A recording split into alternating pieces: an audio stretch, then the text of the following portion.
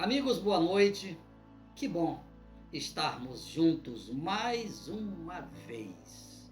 Eu fico grato ao Deus soberano, ao Deus poderoso, ao único e verdadeiro Deus por esta oportunidade de adentrarmos nos seus lares através deste vídeo.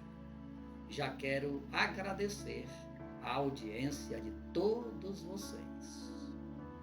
Muito bem, agora nós já vamos rapidamente para o momento mais importante do nosso vídeo, a hora da verdade.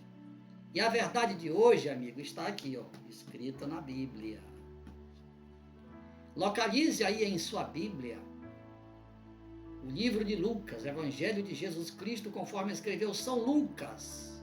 São Lucas, capítulo 19 e o versículo 10. Repetindo, São Lucas, capítulo 19, versículo 10. Hoje, eu mesmo vou recitar este versículo porque ele é curtinho e está aqui, e está aí também na sua Bíblia.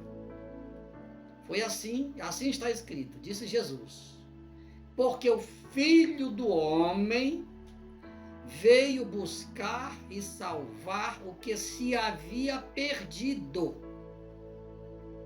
O tema da mensagem de hoje, com base nesse texto aqui, é este aqui. Jesus não veio a este mundo fazer política. Você sabia disso? Jesus veio salvar a humanidade. Ele falou estas palavras lá em Jericó, na casa de Zaqueu, na casa de um publicano, na casa de um homem que era odiado pela sociedade, porque ele trabalhava para o Império Romano. O Império Romano que reinava, inclusive sobre Israel. Israel fazia parte naquele tempo do Império Romano. Então, todos os impostos, todas as taxas que eram colhidas em Israel eram levadas para o Império Romano, eram encaminhados para Roma, capital do Império. Então, toda pessoa que trabalhasse naquele tempo para o Império Romano era inclusive considerado como traidor da pátria. Olha só como a coisa era grave. Pois é, amigos, então Jesus, ele veio exatamente buscar e salvar aquelas pessoas que estavam perdidas, mesmo sendo israelitas.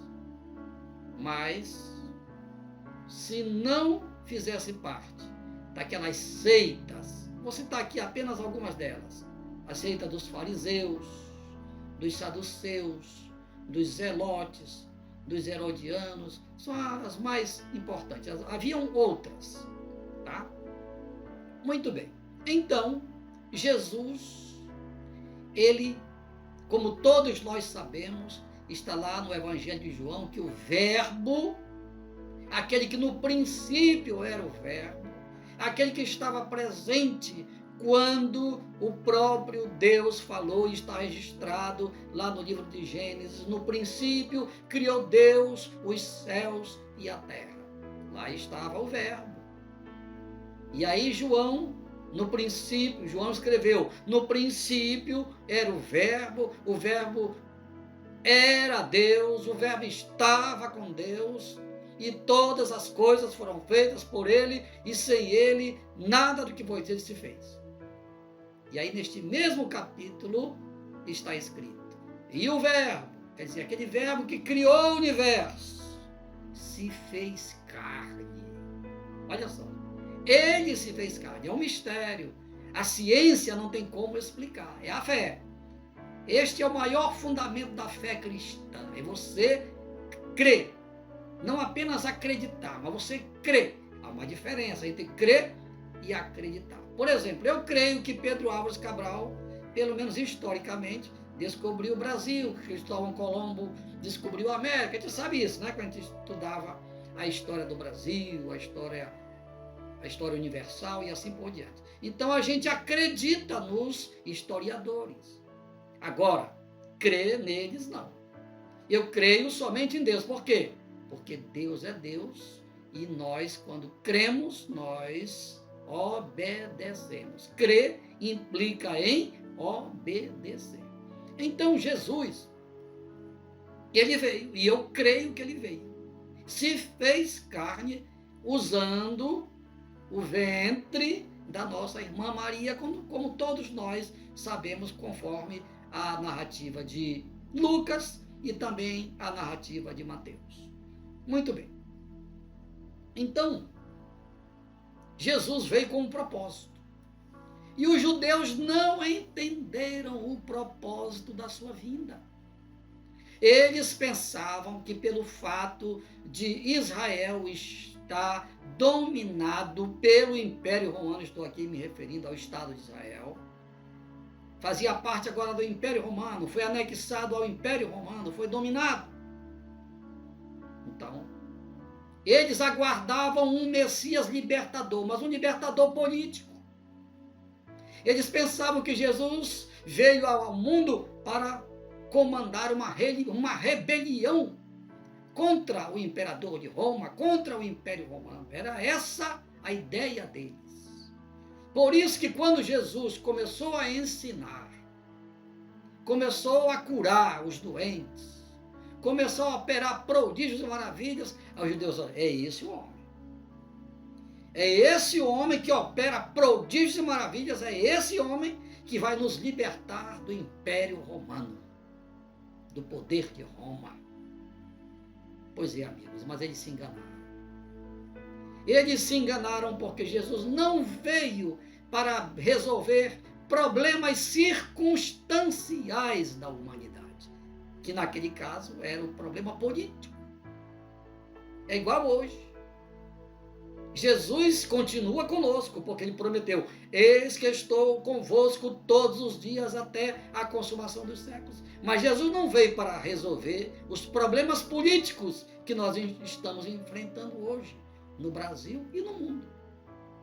Jesus não veio para resolver os problemas sociais da humanidade, acabar com a pobreza. Muito pelo contrário. Quando Judas Iscariotes reclamou naquele dia, naquela noite, quando a irmã de Lázaro, Maria, derramou um perfume de nardo puro, muito caro, lavou os pés de Jesus com um perfume, depois enxugou com seus cabelos, Judas murmurou, para que isso? A gente deveria vender esse perfume e dividir com os pobres.